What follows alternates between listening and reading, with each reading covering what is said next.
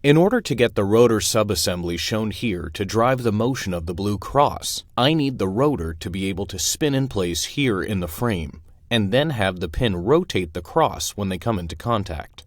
To begin positioning the rotor in place, I need to make sure that all of the components are rigid relative to one another.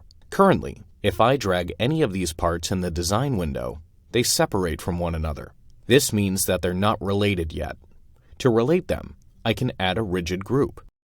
I'll enable the command by clicking on the Assemble drop-down menu and then selecting Rigid Group.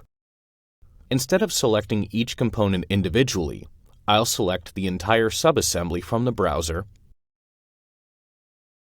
and then click OK. With the rotor components held together, I can add a joint to place it within the frame. I'll enable the Joint command, then select the center point on the circular face underneath the rotor,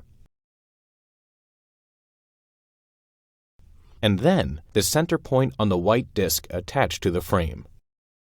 Now the two subassemblies snap together.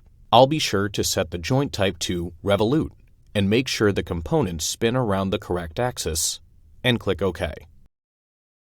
Now that the rotor is in place, I can move ahead to creating the contact set that will allow the white pin to rotate the crosspiece. However, before I create the contact set, I want the two components to be positioned so that they'll produce the correct motion once it's applied. This means I need the rounded edge on the crosspiece to be up against the circular face on the rotor, which looks good.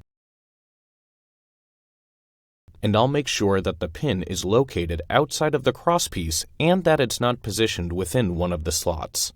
I'll rotate the rotor so the pin is just outside the cross, and now I can create the contact set. Contact sets must be enabled before one can be added. To enable them, I'll go to the Assemble drop-down menu and select Enable Contact Sets. Now I can create a new contact set by right-clicking on this folder in the browser and then select New Contact Set. Now I can select the two components that will come into contact. First the blue crosspiece, then the outer face of the white pin, and click OK. Now, when I click and drag the rotor, the pin enters the slot of the crosspiece and moves it incrementally until the pin exits the slot again. This motion looks good, and the contact set continues to produce the correct mechanical movement with each revolution of the rotor.